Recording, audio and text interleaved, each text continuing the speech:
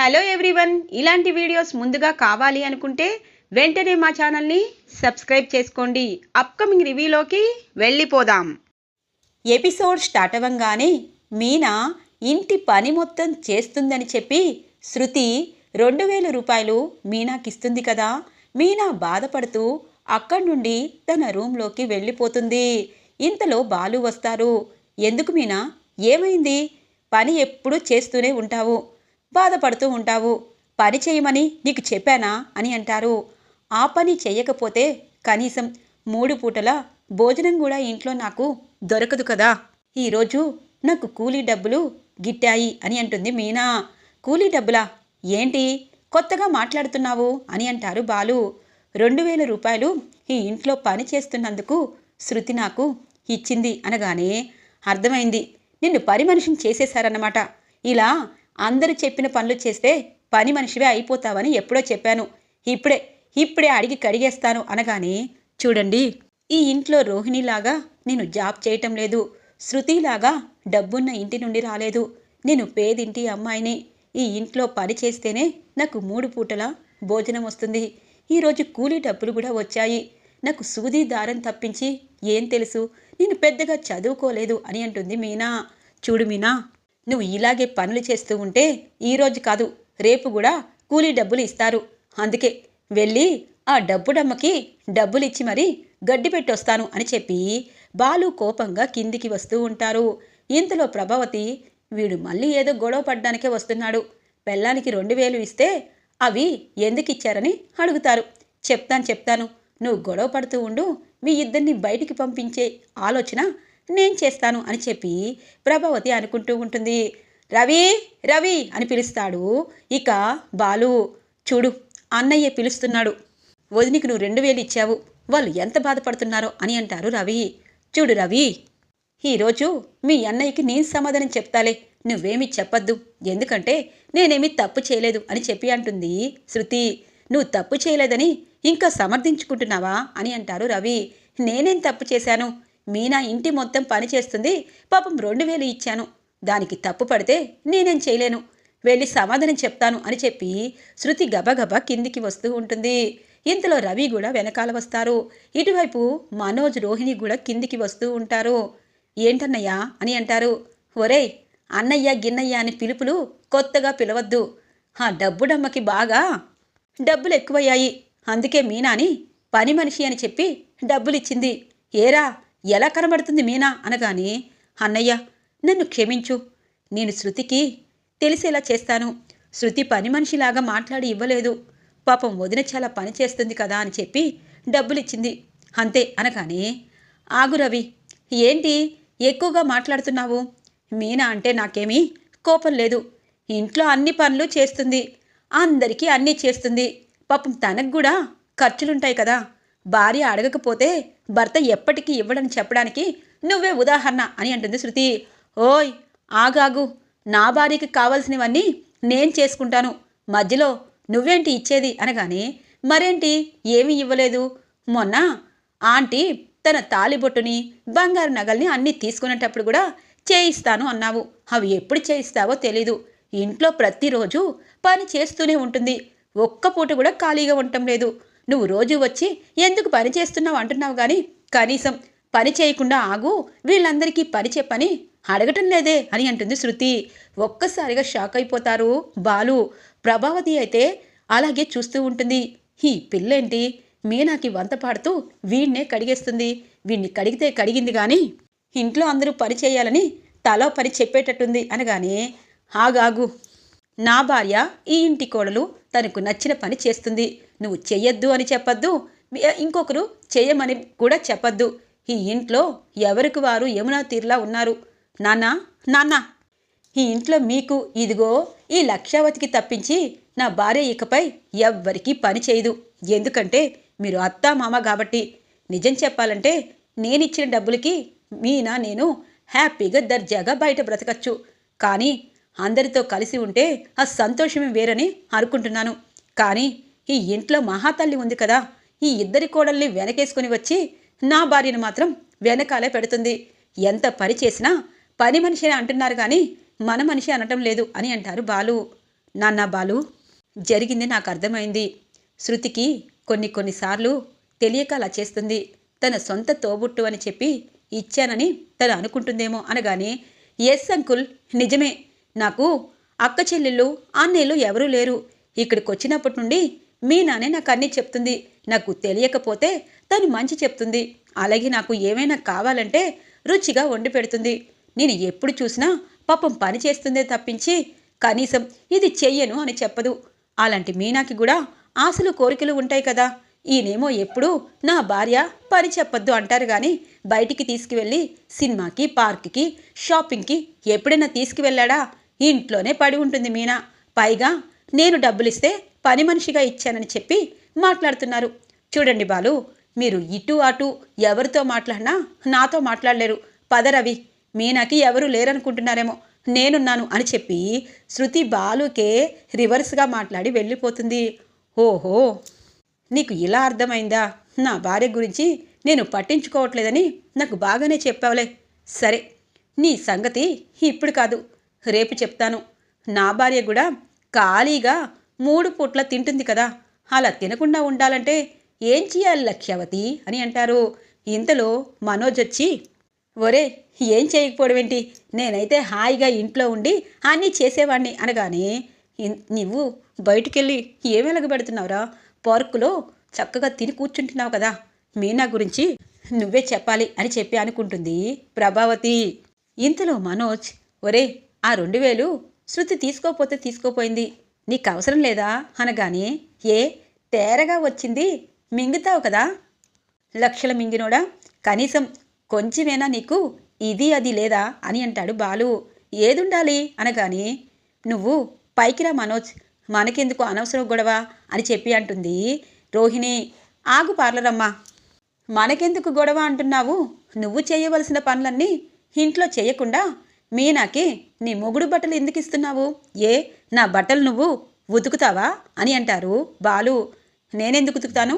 నేనేమైనా ఇంట్లో ఖాళీగా ఉంటున్నానా అనగానే, నీకెవరు ఉద్యోగానికి వెళ్ళమన్నారు? ఖాళీగా ఉండు, మీనా అలాగే పని చెయ్యి అని అంటారు. ఏ రోహిణిని అంటావేంటి? రోహిణి ఉద్యోగం చేస్తుంది, అమ్మకు 5000 ఇచ్చింది అనగానే, ఎందుకు ఇచ్చింది ఏంటి? ఇదిగో ఇలా పనులన్నీ చేయకుండా తప్పించుకొని మీనాతో పనులు చేయించడానికి. ఈవిడి గారికేమో 2000, 5000, 10,000 ఇస్తే ఖచ్చితంగా వాళ్ళు ఏం చేయకపోయినా పర్వాలేదు, కానీ మీనా మాత్రం తేరగా కనిపిస్తుంది. రేపటి నుండి నేనేంటి అన్నది మీకు చూపిస్తాను. మీనాతో పని చేయిస్తున్నారు కదా, పని చేయించండి ఈరోజు నైట్ దాకే. రేపటి నుండి మీనా సంగతి నేను చూసుకుంటాను అని చెప్పి వెళ్ళిపోతారు బాలు. ఓ, బయటికి వెళ్ళిపోతాడా ఏంటి? వెళ్ళిపోతే ఎవరికి నష్టం అని అనుకుంటుంది ప్రభావతి. ఇది ఇలా ఉండగా మౌనికకి లెక్కలన్నీ చెప్పమంటాడు వాళ్ళ మామగారు. ఇక వాళ్ళ బిజినెస్లో ఉన్న లెక్కలన్నీ చూస్తూ ఉంటుంది మౌనిక.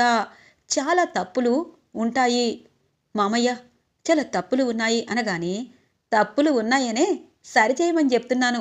నిన్ను కోడలుగా ఎందుకు తీసుకొచ్చాము? ఇక్కడ మేము తప్పుడు లెక్కలు, కబ్జాలు అన్నీ చేస్తాము. అవన్నిటికీ లెక్కలు కరెక్ట్గా చూపించాలి. అందుకే నీకు చూడమంటున్నాను అని చెప్పి అంటారు. అది తప్పు కదా మామయ్య అనగానే, ఏంటే మా నాన్నకే తప్పు ఒప్పుల గురించి చెప్తున్నావా? బో, చదువుకున్న దానివి కదా, అందుకే తప్పులు చెప్తున్నావు. నోరు మూసుకొని మా నాన్న చెప్పిన లెక్కలన్నీ వెయ్యి అని అంటారు సంజయ్. చూడండి, కబ్జాలు, దౌర్జన్యాలు ఇవన్నీ చేస్తున్న మీ ఫ్యామిలీకి నా అవసరం ఎందుకు? నన్నెందుకు చేసుకున్నారు? మేమేదో పేదింటి వాళ్ళం, పేదవాళ్ళతోనే మేము సంబంధం కలుపుకునేవాళ్ళం. ఇలాంటి పనులు చేయించడానికి నన్ను ఇంటి కోడలుగా చేసుకున్నారా అనగానే చెంప చెల్లుమనిపిస్తాడు సంజయ్. ఏంటి నోరు లెగుస్తుంది? కూటికి గతిలేని నువ్వు మాకు లెక్చరర్స్ ఇస్తావా? ఏమనుకుంటున్నావు? ఆ బాలుగాడు కారులో తిరుగుతూ అన్నిళ్ళకి కారులో డ్రాప్ చేస్తూ వాడికెంత పొగరు ఉందో వాడి చెల్లిగా నీకు అంతే పొగరుంది.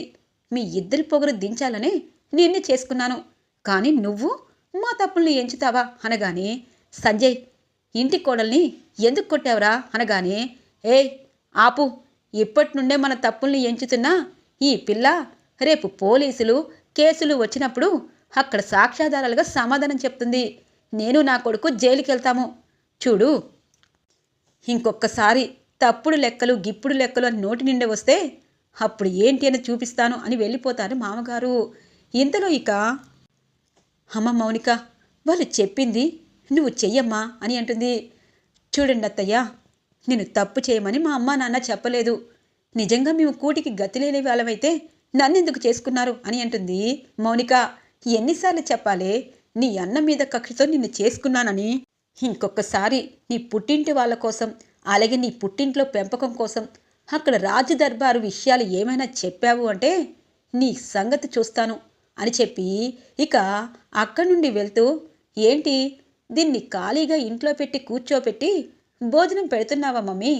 ఇలాంటి వాళ్ళకి ఖాళీగా కూర్చోపెట్టకూడదు. పని మనిషిని, ఎగస్ట్రా పని మనిషిని మానిపించి దీన్ని కూరగాయల మార్కెట్కి, ఇంట్లో ఫ్లోరింగ్కి అన్నిటికీ పెట్టు. ఎందుకంటే ఊరికినే తిండి పెట్టాలంటే ఇలాంటి వాళ్ళకి కష్టం. తెగ న్యాయవాదిలా మాట్లాడుతుంది కదా, తప్పు చేసి డబ్బులు సంపాదించే లెక్కలు వేయనని. ఇప్పుడు కష్టం చేస్తేనే నీ 3 పూటల భోజనం అని నువ్వు అర్థం చేసుకోవాలి. ఇంట్లో పని మనుషులు 4 కానీ ఒకరిని తీసేసి ఆ పనిని ఈవిడి గారికి అప్పచెప్పు.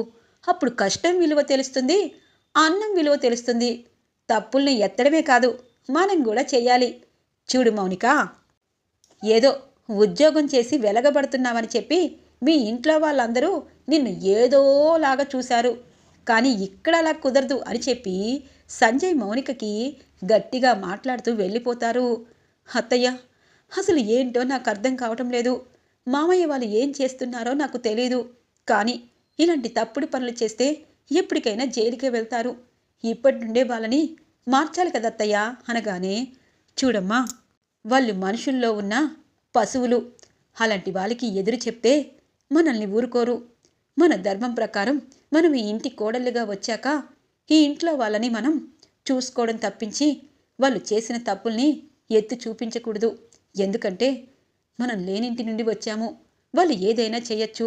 చూడు మౌనిక, ఇవన్నీ నీ పుట్టింట్లో తెలిస్తే ఇప్పుడే నిన్ను తీసుకువెళ్ళిపోయి సంజయ్ని జైల్లో పెడతారు. కానీ జీవితంలో భర్తని మార్చుకోవడమే అసలైన మంచి కోడలు, ఇల్లాలు, ఆడది అంటారు. నేను నా భర్తని మార్చుకోలేకపోయాను. నువ్వైనా సంజయ్ని మార్చుకుంటావని అనుకుంటున్నాను. నా కొడుకును మార్చి ఈ ఇంటికి వారసులు తెచ్చి ఈ ఇల్లు మళ్ళీ రౌడీ గుండాలతో కాకుండా చక్కగా అందరిలాగే ప్రశాంతమైన ఇల్లు కావాలని కోరుకుంటున్నాను. అందుకే నీకు నేను సపోర్టుగా ఉంటాను అని అంటుంది ఇక మౌనిక వాళ్ళ అత్తగారు. మౌనికకి ఏం చేయాలో అర్థం కాదు. ఇది ఇలా ఉండగా బాలు తన ఫ్రెండు కారులో వస్తూ ఉంటారు. ఏరా, ఇప్పటికిప్పుడు 20,000 అనగానే, అవును 20,000 రోజువారి కింద నాకు ఇప్పించరా అని అంటాడు బాలు. రోజువారి కింద ఇప్పించాలంటే ఒక ఐడియా ఉంది, పద పద అని చెప్పి ఒకరి దగ్గరికి తీసుకువెళ్ళి 20,000 అప్పుని ఇప్పిస్తారు. రోజుకి 200 కట్టేయాలి. 3 నెలల 10 రోజుల్లో కట్టేస్తే అప్పు తీరిపోతుంది అనగానే, సరే అని 20,000 తీసుకొని ఇక మీనా పుట్టింటికి వస్తారు బాలు. బాబు, మీరు ఈ టైంకి అనగానే, చూడండి మీనా చాలా పనులు ఇంట్లో చేస్తుంది, ఖాళీగా ఉన్నామని కొంతమంది అంటూ ఉంటారు. కానీ తనకు తెలిసిన విద్యే తను పూలు కట్టి పూలు అమ్ముకునే విద్య. దానికి ఏం కావాలి అన్నది మీకు తెలుసు కదా అని అంటారు. బాబు, ఇప్పుడు దాని గురించి ఎందుకు, అక్కడ బాగానే ఉన్నారు కదా అనగానే, లేదండి, తనకి పూల బండిని పెట్టాలనుకుంటున్నాను. ఈ 20,000తో పూల బండికి కావలసినవన్నీ మీరు అన్నీ తీసి ఇస్తారా రేపు అని అంటారు.